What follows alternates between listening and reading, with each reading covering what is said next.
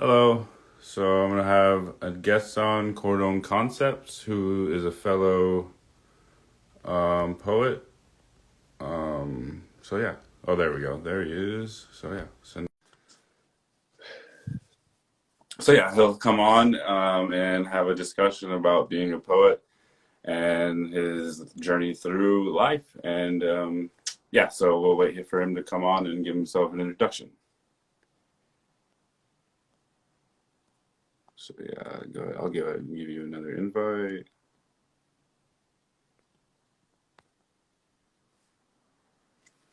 All right, I just sent you an invite. So yeah.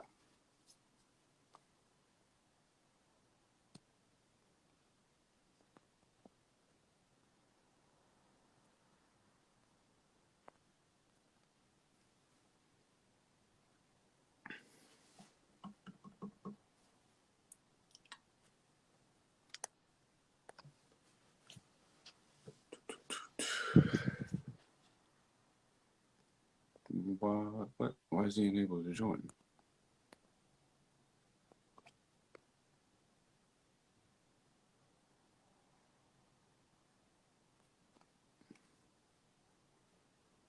All right, I just sent another request, so hopefully that'll allow you to join. Oh, there we go.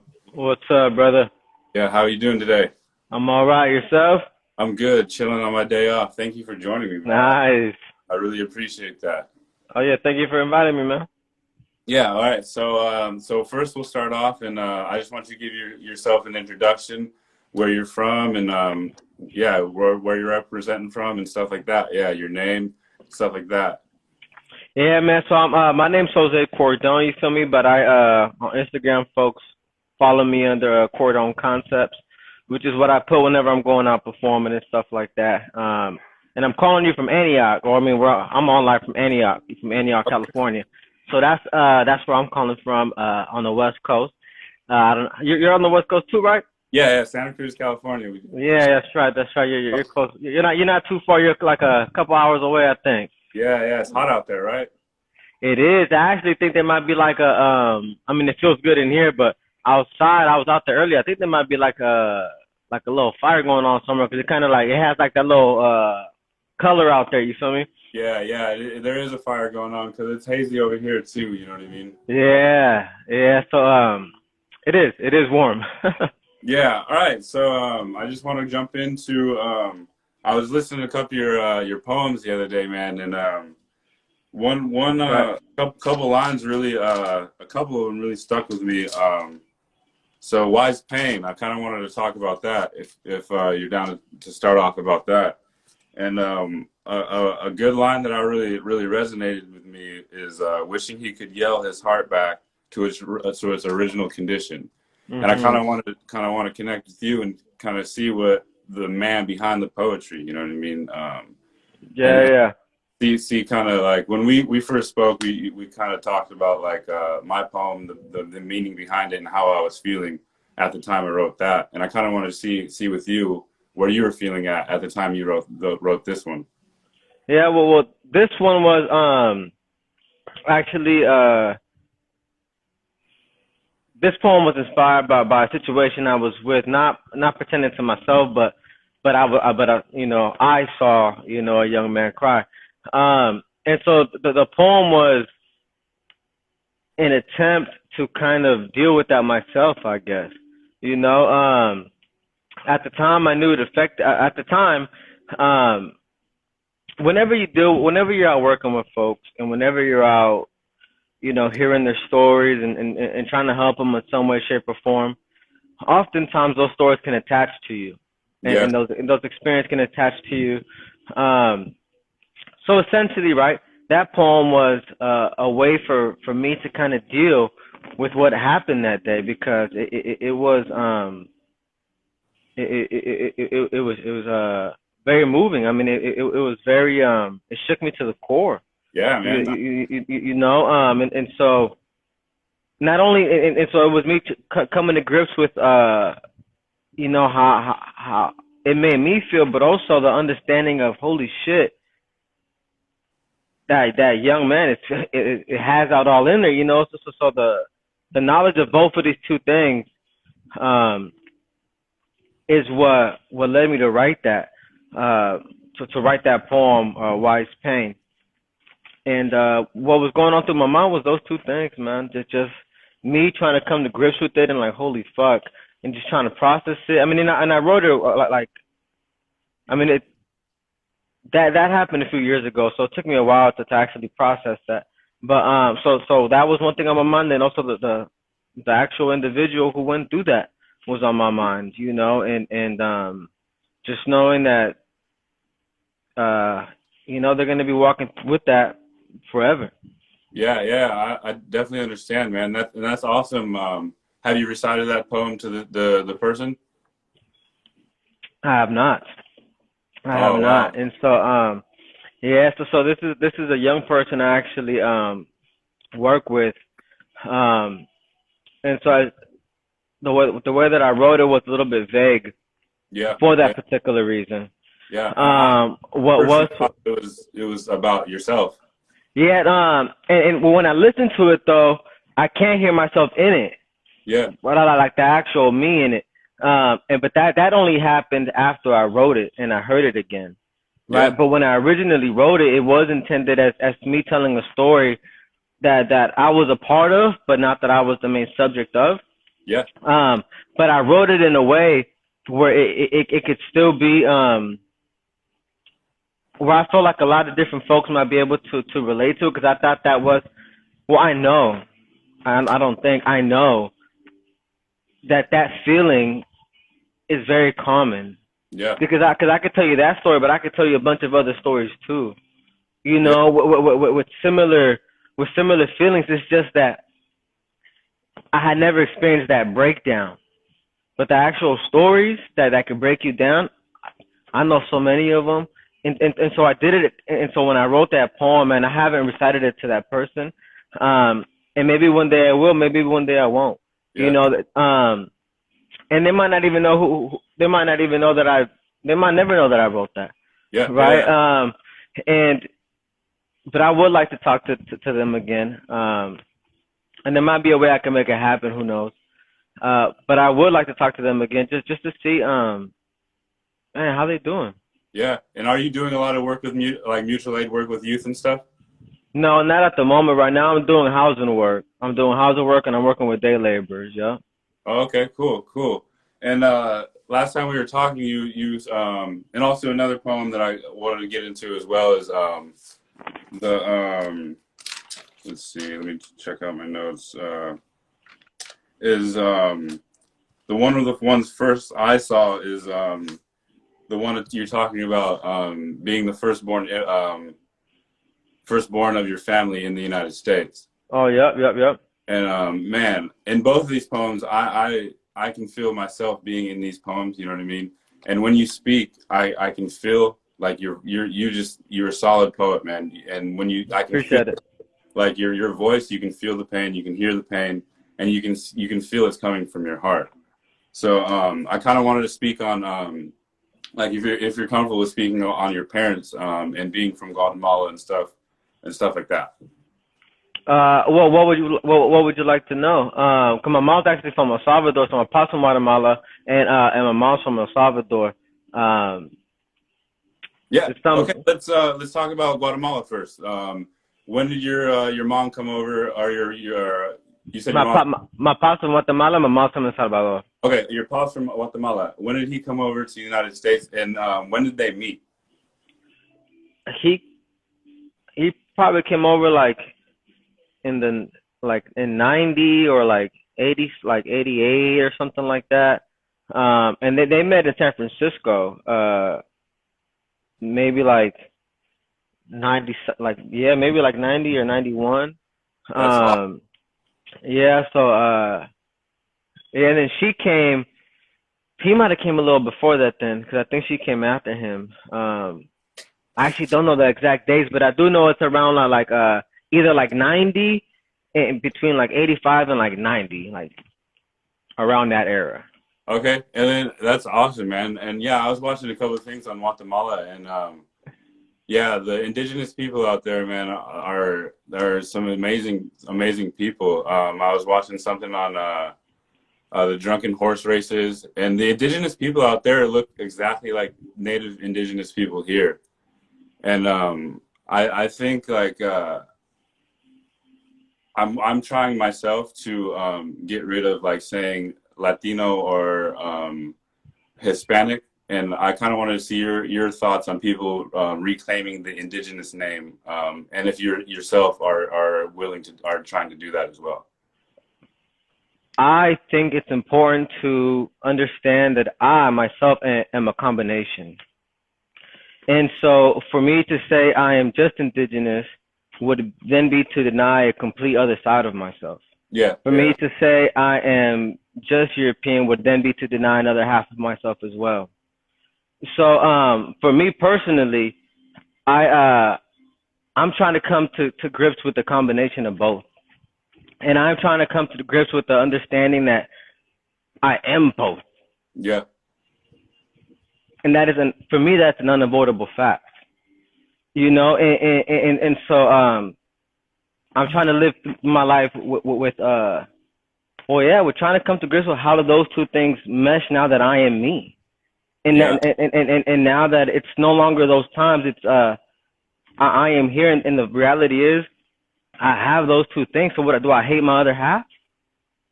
Like what do I do with the other side of myself that I cannot get rid of? yeah. You know, and so because I've thought about this actually a lot, and yeah, I'm trying to live my life with trying to embrace all of myself, and so I can never say that I'm fully this or I'm fully that because I'm not. You know, That's so that's how I would answer that.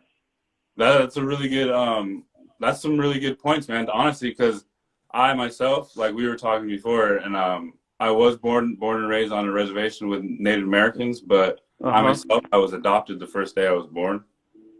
So so I don't know fully my lineage, and I don't know where I'm technically from. And I do know my biological mother is European and is as white as rice, you know. And like you're saying, am I supposed to completely dislike that side of myself? So that's a really good point. I'm really glad that you brought that up because I never thought about it that way. There has to be that important because the reality is that's the fact. Yeah. You know, and so as we live our life, we have to understand that man, that shit happened, and now we are the result. And yeah, so it's a lot there because not only do you have to like, you know, deal with that. And most folks don't really even try to deal with that part. The coming to grips with the colonized and the colonizer in yourself, it's not really a thing that I think a lot of people think about too much because a lot of us are trying to figure out, you know, what it's like being a Latino. For myself, that's what I call myself, in the United States. And coming from the cultures that have been established already, that moms or pops have, right, in Guatemala and El Salvador, respectively. Or I mean, in Guatemala from my pops and Salvador from my moms. So trying to understand that culture in the United States, right? So that's another level of it, right? Because the way they see the United States might be different than the way most of America sees the United States or a certain population of the United States sees themselves because of their own experience. Right. So I think a lot of, for myself, I spend a lot of time there too, thinking about, how do I fit into this country as coming out from, you know, them from Guatemala, from El Salvador, being brought up with that identity, fitting in here. And then there's the other side of having to figure out your identity, at a much deeper level, right? Which is the colonizer and the colonized, right? Yeah. In yourself. And there's a lot to think about there, man. There's a lot there. I still have a lot more thinking to do on it. I probably have more poetry to write about it. I probably have more books to read about it. I have more people to talk to about it. I think it's something that it's gonna be a discovery journey I'm gonna be on for a little while, I think. Yeah, man, that's absolutely a good point because, like I said, I never really thought about it that way. I only saw this one side of me because I only see this color of my skin, you know. Mhm. I only thought about that I was only on one side of the thought process of that, and not thinking about the rest of me, which is a whole different half. You know what I mean? Mhm. Um, but yeah, so I kind of wanted to let's move into El Salvador and like, is there anything that you like you practice from the culture or anything that your parents brought over that you still practice today or they still practice today? Um, I mean, my mom be making some smacking ass pupusas. You feel me? Do you know what pupusas are? Oh yeah, yeah, absolutely. I had my housemates.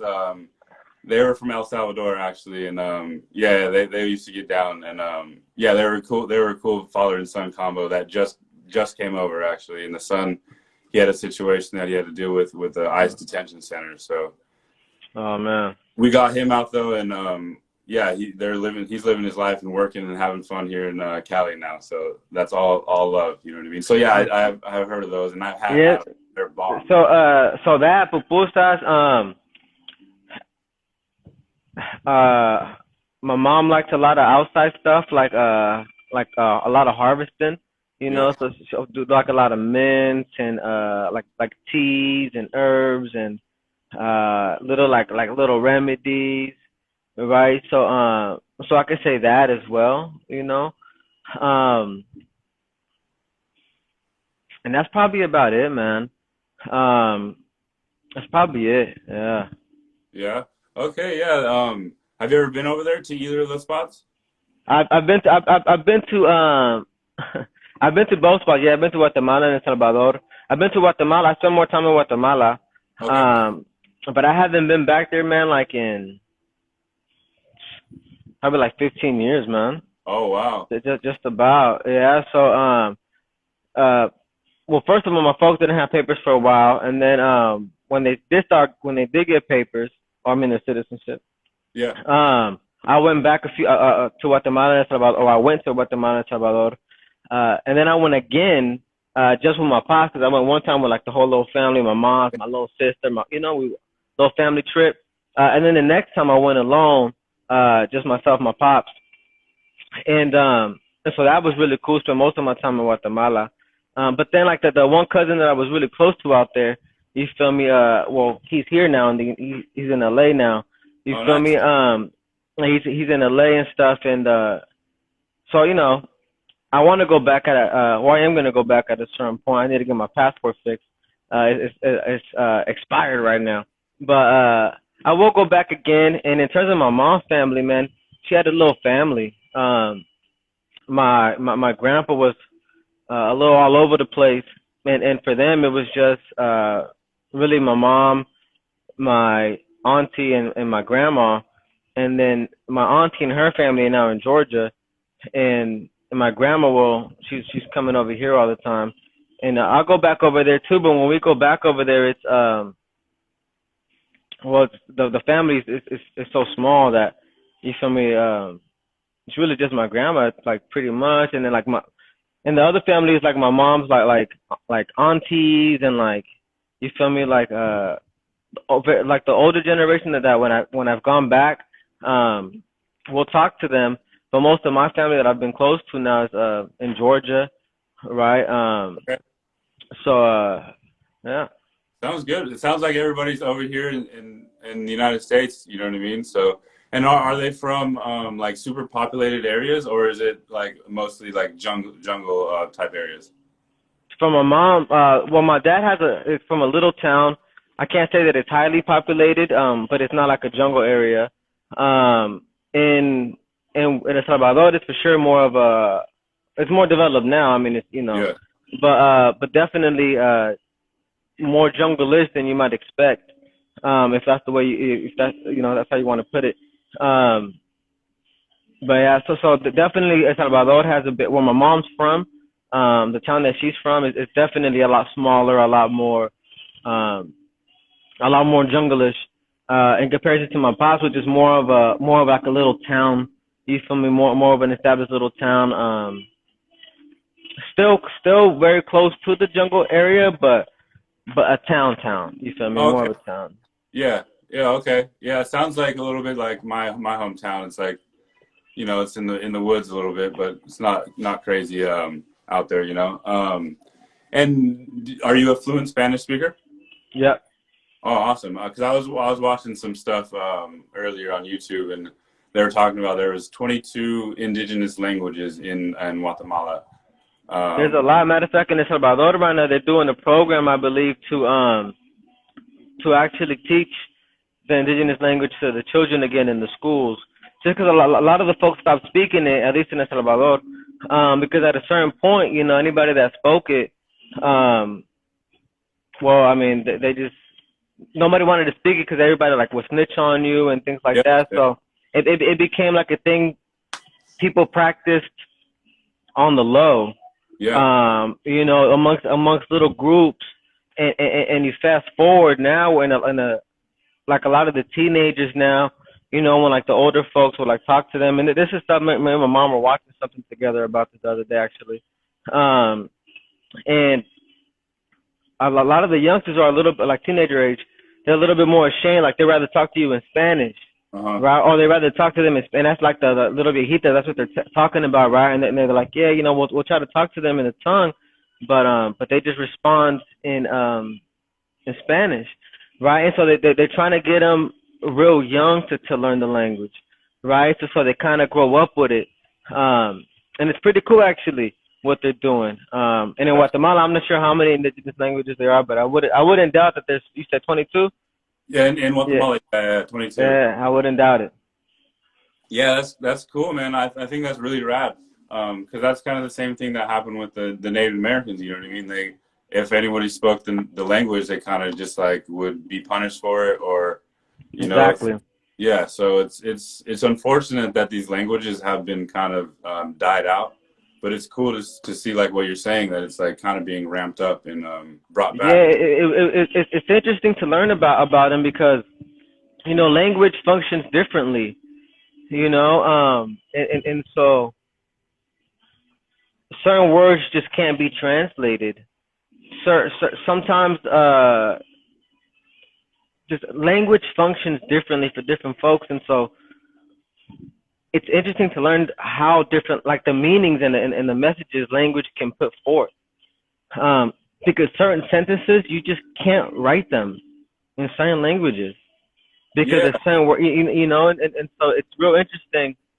I myself want to eventually learn some, but there's so much shit I want to learn. You got to take it easy, but yeah. it's pretty fucking sick, man. Cause I was actually listening to some about, I think it's called like pipil or something like that. The language, pipil, I think. But like how like you can make like one word so many things just by like adding like one or two different like little things at the end or the beginning, and something that you can't really do in like English, right? Yeah, But then anyway, it's real interesting how language functions, and so yeah, it's pretty cool once you start looking into it because there's certain things that could be said like in a native tongue or an indigenous tongue that you just can't really translate, or when you translate it, it just doesn't have the same umph into it. You know what I'm saying? yeah, absolutely. So That it's absolutely makes sense. pretty cool to look into. Yeah, that's really cool. I'm definitely gonna want to look up some videos of some indigenous languages in El Salvador for sure. Um, yeah, so let's see if any other questions that I had for you.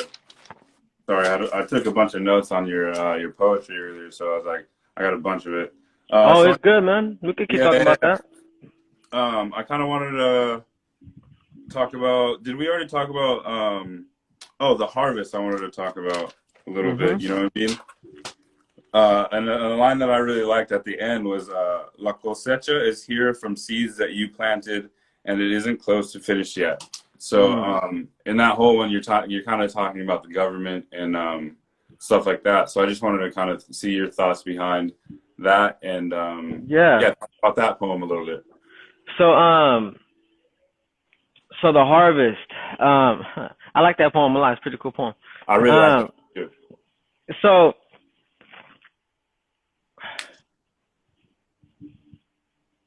I don't know how I want to go. There's so many ways I want to go with this.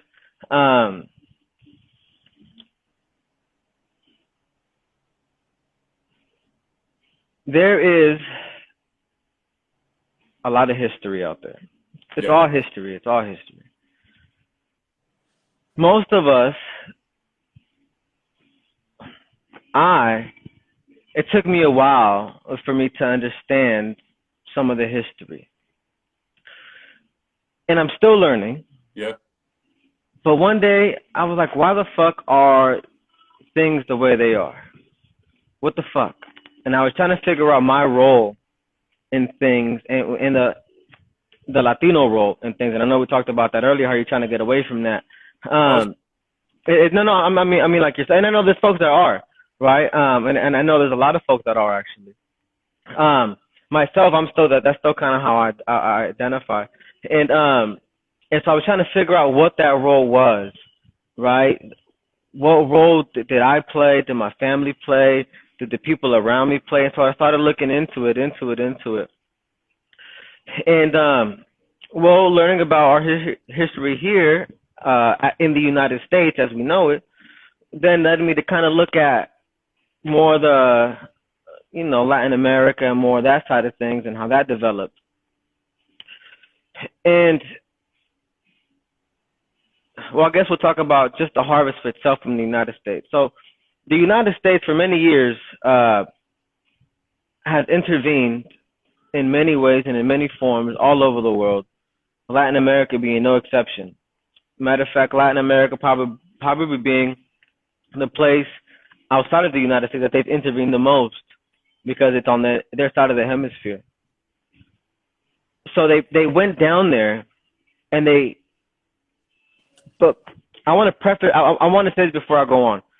Latin America has been fucked up since its introduction to the new world, or to the old world. So since that happened, it got fucked up. And what do I mean? I mean that it got developed for the purposes of the world and not for the purposes of itself. Like pretty much when Latin America became part of the entire world mechanism through colonization, it was done so in subjugation to the world, to the powers of the world, right? To Spain, to Europe, to all these to Portugal, right? And so everything that it did was to benefit them. So Latin America has never had a solid infrastructure for itself, right? So now we go to the United States. Latin America is already like this now because it's already been years of colonization, right? So it's very easy for the United States then to come in and start doing all these things. So they come in and they essentially start talking all this shit about the United States. The United States is this, is that, giving props to the U.S. We're this, we're that, coming in, creating certain conditions, dipping out, and essentially coming over, and to use a metaphor, burning somebody's house down. I think I had mentioned this the other day, or to somebody, but they essentially came and they burned somebody's house down, right? And then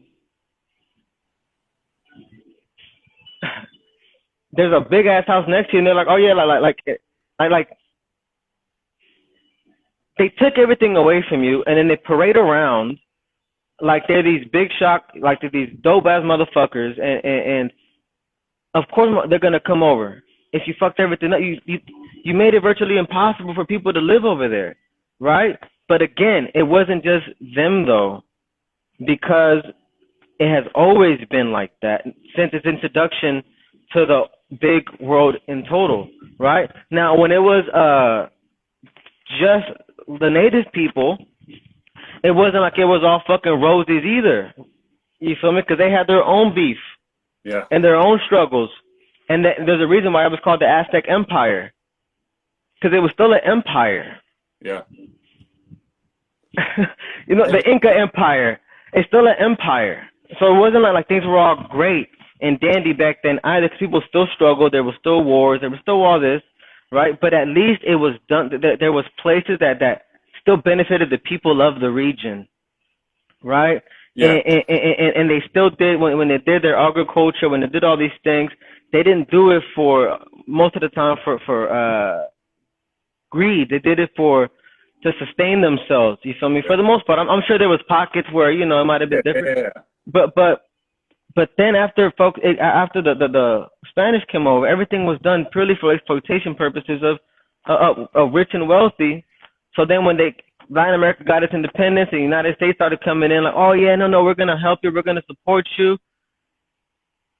They did it just to take advantage, and then people saw that, like, hey, you're coming over, and shit is worse now. Like I thought you were supposed to help us, and they parade around of like, oh yeah, we're the best country in the world. They're gonna go over there. You feel me? Like people are gonna go where opportunity is at. Yeah. And nobody wants to leave. I was just talking about this with some dudes the other day, actually, man. Nobody wants to leave their home like that. You feel me? Most folks don't, man. Most folks do it because they got to do it. Yeah. Right? Most folks are leaving kids back there, man. They're leaving family members back there. They're leaving, you feel me, houses they grew up in their whole lives. They're leaving jobs they've been at for 10 years. You feel me? Just to come over here and fucking start digging holes. You feel me? Like not that anything's wrong with that, but some of these folks, they didn't do that back home, and they have other skills, right? Because there's a lot of skills in building and construction. But unfortunately here, right, you come over here and back-breaking labor, if you have nothing to do, that's what a lot of folks get into. A lot of folks that come over, man, at least a lot of the men, they'll get into a lot of the labor, right? Even though they might have had 10 years as a teacher. You know what I'm saying? But none of it matters here, and they don't want to leave. You feel Exactly. me? So anyways, the poem The Harvest was like just trying to like get some of that across, man, that there's a reason things are the way they are, and a lot of this is the result of the United States itself doing what it does, and things are just coming back. Yeah, you're absolutely right. And like you said in one of your poems, like your parents left things that they loved. They left, like you said, they left family members. They left things behind. And then also, like you said, some of these people were teachers, doctors, spiritual leaders, stuff like that. And then they can't, it's crazy that they're here digging holes and not being utilized in their full potential. Yeah, and I myself used to do construction, right? And there's a lot of skill to it if you know what you're doing. Yeah. But when you just come in and you don't know the language and all this, a lot of times they're just gonna put you just to dig holes like me, and that shit sucks, bro. Well, when you're sitting there and you know, like, fuck, man, I could be doing something else, man, and you think about your kids that fucking you miss now, and you're thinking about like let's say they weren't here, but they could have been a banker, or they could have been like something else. You feel me? That wasn't that, because here folks are gonna go to they're gonna become dishwashers. They're gonna go clean houses. They're gonna go work on the fields. They're gonna do construction work. And those are some of the main jobs that a lot of immigrants go to right there. Yeah. Right? My parents had a cleaning business. My pops is still a janitor. You feel me? That's the reality of it. Yeah. Right? And unfortunately, those are sometimes the only options that they have available to them. When some folks really like that. Mm-hmm. And that's dope. Not every immigrant that comes over wants to do that. But those are the options left to them. And so if they don't want to do that and they're stuck doing that, it sucks, man. Even though there's ways that hopefully they could come out of it, maybe if they find the right hookups and this and this and that, but it's hard. It's unfortunate we make it so hard for them to get documentation and find ways to live. Mm-hmm. You know what I mean? They have to go through so many hoops, so many court dates, so many things that make it almost impossible for them to actually live. It's fucked up, man. And then when while we're on the subject of kind of labor, I guess, and stuff like that, and the things that people do here, it's fucked up. But when there's emergencies that happen, and there's flooding or there's like a big wildfire, you feel me? and there's a fucking a hurricane that fucking devastates the area. A lot of people that go over there are immigrants to go fix it. Yeah. Because a lot of people won't go because it's dangerous. Shit is dangerous out there when shit happens. So a lot of the labor force that goes to rebuild that are immigrants. You feel me? A lot of it. They give back everything that they buy. They're giving back in taxes. All, you feel me? A lot of people talk that they don't give back. They give a lot back, and none of them, for the most part. Well, I guess now that at least in California, I think Gavin Newsom passed a bill or something like that that immigrants over 50, I think, could get health care. But a lot of folks aren't gonna see that back. You feel me? In the rest of the United States, they're just gonna give back, and they're not gonna, and a lot of times they're not gonna get anything back. You feel me? And it's fucked up, man, because they don't want to leave their lands. Like, who the fuck does? Yeah. You know, I remember I went to I lived in Northern Ireland for a bit, bro. And I remember I got off the airplane in London. I forgot what fucking whatever the London airport is. London airport. It's the and I got off the airport, and bro, I remember feeling like so lonely, bro. Just like what the fuck, like I'm on a whole nother side of the world, and just like I don't know nobody. And I mean, the thing is, I still knew the language though, right? Because they speak English, right? And so I still had that, and all I could think of was like, and I was, and I knew exactly where I was going, and I knew exactly what I was gonna do, and like everything was pretty much set for me over there. But still, that feeling of like, what the fuck? Like this is something completely new to me. I feel so strange here, and I remember thinking that like, holy fuck. I could only imagine how somebody from Central America or from Mexico or from Brazil or you know, from these other countries might feel coming to the United States being all alone, because when my parents came, they were both the first of their families to come out here. You feel me? Or my uncle came out here first, but he brought his ass back. He didn't stay. He didn't stay. Okay. So my mom and pops were the first ones from the family to actually like stay.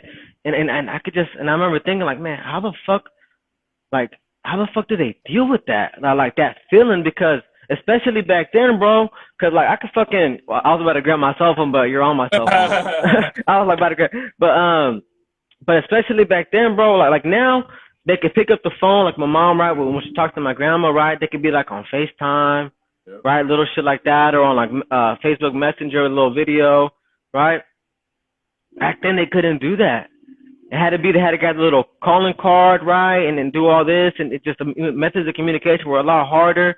And I was like, man, I don't know how they did it, man, because that is such a shitty feeling. And yeah, folks don't want to fucking leave their land, bro. You feel me? Say it again. I would have got extremely lonely, man. I would have been like your uncle. Whoa. First chance I got back. Yeah, a lot of people don't want to leave their land, bro. You feel me? Like what? Like what the fuck? Who the fuck wants to leave their land? You feel me? And but there's no opportunities. Yeah. And so what the fuck they're gonna do? You feel me? Like they're gonna go where there's opportunity to support their family, and a lot of them are gonna leave their family to go do that because it's easier to come alone, right? Or not everybody comes alone now, but at least like my parents, they came alone. To come alone so you could bust your ass 24 hours a day and not have to worry about taking care of nobody here, so that you could just send all your shit back. And that's what they did for a few years until they met each other, and then they had my ass, right? And then they're like, fuck, now we got to take care of this motherfucker. But yeah, man, people don't want to leave their land. And so that poem, The Harvest, was like an attempt at saying, like, man, like trying to bring that into the conversation a little more. And I like you that you bring out history in your poems too. You know what I mean? You have that, like you said, there's a lot of history that you're trying to unpack, and then in these poems you do unpack a little bit of history too, and I like that. You know what I mean? Trying, yeah. Yeah, and then also I wanted to touch on during this pandemic, people working in the fields have worked the entire pandemic and fed literally the entire, you know, country essentially on their fruits or vegetables, stuff like that. So I kind of wanted to highlight those people working out there too, and they're forgotten about as well, you know. Yeah, they are. They don't want to be out there like you said, breaking work, bending over, picking people's vegetables that, you know, people buy for a super expensive, but they don't get anything out of. You know what I mean? Yeah, it's pretty fucked up, and they've had to fight fucking hard just to get what they got right now, because I mean, yeah, they are very often overlooked because everything's so convenient now. We don't, you feel me? Like we don't think about them. We just go to the grocery store and just pick a fucking little, you feel me? And then we forget it's and they've had to fight very hard to get some form of just fucking dignity. You feel Yeah. me? Like so yeah, no, definitely, bro, definitely. And some of the encampments that they live at are just, you know, they're not great places, and they continue to work and they continue to feed people and they continue to, like you said, send money back to wherever they're Mhm. from and provide for the people that are back there. You know what I mean? If they weren't able to come with their family here. Mhm. So yeah, I think we're about at like around like 45 minutes. If you had Oh any yeah. for me, if anybody in here had any questions for us, I'm down for that. But yeah, on this last little bit, if you want to just talk about, you know, any questions that you had for me, if you want to go ahead and talk about that poetry thing you got going. I think it's on the 17th, right? Oh, the 16th, 16th. It's the 16th. So if you wanted to talk about that a little bit, yeah. So go ahead. Yeah, Yeah, go ahead. yeah, no, I don't think I have no questions right now, bro, but yeah, if folks on here want to listen to some poetry, on the 16th, I'm gonna have a little Zoom show. I'm gonna have three other poets there. It's gonna be pretty cool. We're gonna have an MC that's gonna go, walk us through the night. It's only 45 minutes, so it's pretty short. The first three poets are gonna go up, do their thing, and then I'll go ahead and close this off. Uh, if you want to go ahead and check it out, you can go to the link in my bio. Then you got to register to get the little Zoom link. But you register, you get the Zoom link, and then you'll get an invitation. I think on Monday maybe, and then maybe like a day before the show, and then you're gonna get another reminder like an hour before the show. So yeah, we got some dope poets. I'm always looking for poets to come on.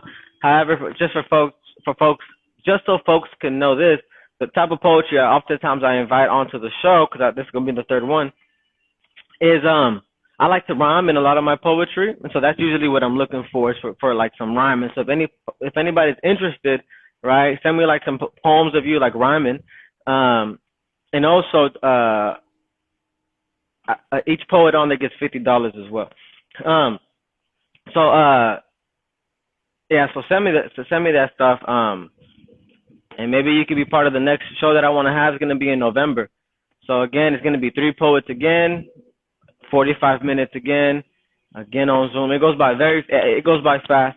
And then eventually I'm gonna have some open mics in person, but I'm gonna have another open mic on IG Live again soon. If you want to hop on that, that's for anybody, any type of poetry, any type of writing, any type of anything. Um, yeah. Thank you, Juan. I appreciate you for having me on, brother. Hell yeah, man. I enjoyed our discussion today. I enjoyed learning from you and your journey, man. Thank you for coming on. And then I'm definitely going to check out some of that some more poetry, some more open mics. And that open mic that I came on with you was my first ever. So I'm definitely going to do some more practicing and get some more courage to come on and do another one with you for sure. Yeah, man. Definitely come on in, man. And I hope everybody starts practicing their poetry more and make more videos with your poetry. And the reason why I want to encourage people to make more videos is because your poetry is going to sound different when it's spoken by you versus when it's read by somebody. Mm-hmm. And so speak your poetry so people can hear how you intended it. And they're going to read it they're going to read it too, but speak it how you want to put it out to the world. And so I encourage people to put more poetry videos out there and not just a little paragraphs. And that's all you want to do it. But I think there's power in speaking the poetry. So, yeah. I think that's very good advice because, like I said before, when you speak your poetry, you can hear it, you can feel it, and all of that. Yeah, so I really thank you for coming on today and giving me some wise wisdom. Thank you very much, man. Thank you too, Juan. I'll talk to you later, brother. Yeah, you have a good one.